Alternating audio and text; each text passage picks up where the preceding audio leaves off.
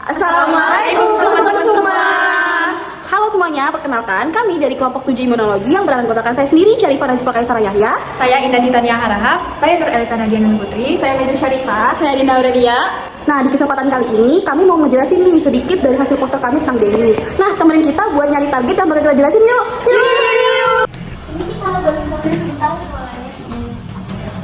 sebelumnya boleh tahu nama kakak siapa?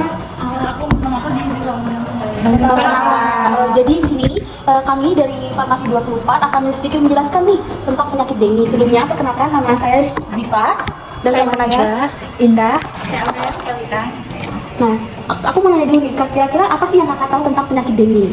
Menurut aku dengue itu demam berdarah bukan sih? Nah, benar banget Kak. Tapi mungkin kami akan menjelaskan lebih dalam lagi mengenai penyakit dengue ini. Nah, demam dengue ini merupakan salah satu masalah kesehatan masyarakat yang masih menjadi perhatian di berbagai negara, seperti negara tropis dan subtropis. Nah, jadi tingginya jumlah kasus di setiap tahun itu menunjukkan kalau pentingnya peningkatan kesadaran dan pengetahuan masyarakat mengenai penyakit dengue ini, Kak. Jadi, ini merupakan sebagai bagian dari upaya pencegahan dan pengendalian dengue. Nah, di situ ada patogen tentang dengue ya kak. Jadi patogen itu penyebab penyakit dengue itu dari virusnya ya kak. Nah, virusnya itu familinya tuh Flaviviridae dan dia tuh biasanya tuh virusnya itu merupakan patogen intraseluler yang abiligot. Nah, virusnya itu hanya berkembang pada sel hidup aja kak. Lalu di situ terdapat serotipe yang pertama itu DNF1. Dia itu merupakan salah satu serotipe yang paling sering menyebabkan wabahnya kak. Lalu yang DNF2 itu sering berkaitan dengan kasus dengue berat seperti homogranik dan juga shocking dengue. Lalu yang DNF3 itu dapat menyebabkan wabah yang besar kak. Lalu DNF4 itu serotipe yang relatif lebih jarang ditemukan. Nah, selanjutnya ini ada penyebaran dengue, Kak. Virus dengue ini ditularkan melalui gigitan nyamuk Aedes aegypti yang terinfeksi virus dengue. Nah, selanjutnya virus dengue ini banyak ditemukan di daerah tropis dan subtropis termasuk Indonesia. Virus dengue ini juga bisa berkembang biak pada genangan air bersih seperti bak mandi, ember, dan vas. Selanjutnya, penyebaran ini meningkat di daerah padat penduduk dengan sanitasi yang kurang baik, Kak. Nah, virus dengue ini juga penularannya tuh lebih tinggi di musim hujan biasanya. Lalu mobilitas penduduk dan perubahan iklim dapat memperluas penyebaran virus dengue ini, Kak. Nah, tadi kan udah tentang jenis patogen terus penyebaran kak. Nah, penting juga buat kita tahu apa aja sih gejala dari dengue. Nah, gejala dengue itu yang pertama ada demam tinggi yang bahkan bisa sampai 40 derajat. Lalu ada sakit kepala, ruam kemerahan yang muncul di tubuh, mual muntah, nyeri di belakang mata, bahkan nyeri otot dan sendi.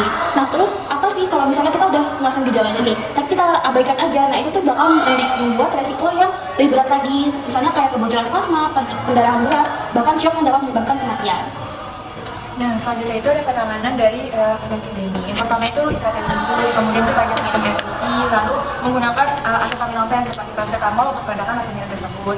Terus juga menghindari obat antiinflamasi non steroid seperti ibuprofen, aspirin. Kemudian bisa memantau gejala berat atau menghubungi dokter segera mungkin untuk mengetahui adanya gejala lainnya. Nah, sehingga untuk pencegahan penyakit dengue ini kita menerapkan 3M+. Nah, apa itu 3M+? 3M-nya yang pertama menguras tempat penampungan air, yang kedua menutup rapat wadah penyimpanan air, dan yang terakhir mendaur ulang barang bekas yang berpotensi menampung air. Untuk plusnya itu kita bisa gunakan obat nyamuk atau lotion, pasak kelambu dan kasa nyamuk, dan tanam tanaman pengusir nyamuk itu seperti serai maupun lavender.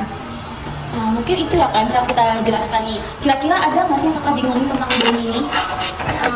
Apa ya? Aku boleh nanya dikit ya sih tentang dengue ini kayak kayak semua orang itu yang digigit nyamuk Aedes tuh pasti terkena dengue. Nah, tidak sih kak. Seseorang itu tuh hanya dapat tertular tuh apabila nyamuknya itu tuh yang menggigit sudah terinfeksi virus tersebut. Nah, jika nyamuk tersebut tidak membawa virusnya, maka gigitan itu tidak akan menyebabkan penyakit dengue. Terus aku juga mau nanya dong kayak apa sih yang membedakan dari demam biasa sama demam dengue? Jadi kak, demam dengue ini umumnya tuh muncul mendadak pada suhunya tuh yang tinggi sekitar 40 derajat Celcius. Lalu juga disertai dengan nyeri otot, terus nyeri sendi, sakit kepala hebat, lalu nyeri pada bagian mata, dan terkadang juga muncul ruam-ruam yang ada di area tubuh kak. Sekiranya udah paham.